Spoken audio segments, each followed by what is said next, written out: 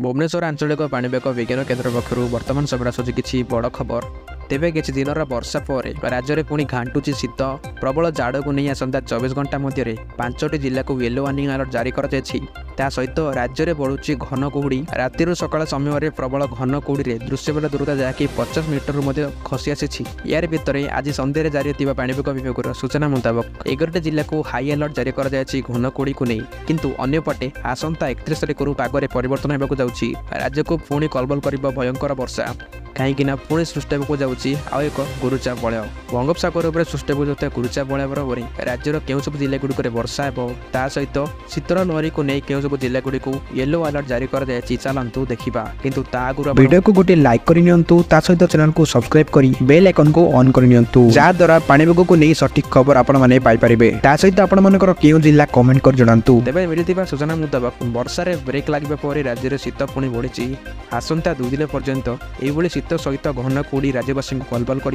उत्तर पश्चिम दिगरू राज्य को ठंडा शुष्क पवन बहुतबार प्रबल जाड़ अनुभूत होगा सहित भारत स्वाभाविक ठार 2 ରୁ 3 डिग्री पर्यंत कमुची। एरे मध्य आसंता 24 घंटा पर्यंत राज्य में शीतर लहरी सतर्कता जारी कर भुवनेश्वर आंचलिक पाणीपाग केन्द्र। प्रबल जाड़ पाई 5टी जिला को येलो अलर्ट जारी कर येलो अलर्ट जारी कर जिला गुड़िक रही झारसुगुड़ा, सुंदरगढ़, अनुगुल, देवगढ़ और केन्दुझर।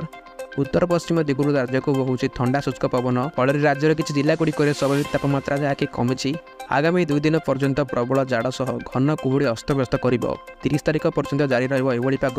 अन्यपटे काली सकाळ पर्यंत घन कुहुड़ी को नहीं 11टी जिला को येलो अलर्ट जारी कर झारसुगुड़ा, सुंदरगढ़, केन्दुझर, सोनपुर, बलांगीर, कलाहांडी, कंधमाल, नवरंगपुर, कोरापुट और मयूरभंज जिला को कुहुड़ी सतर्कता जारी कर सब जिले में 50 मीटर ରୁ 200 मीटर मध्य भिजिबिलिटी। घन कुहुड़ी समय सावधान सहित गाड़ी चलने परामर्श दी जाएगी।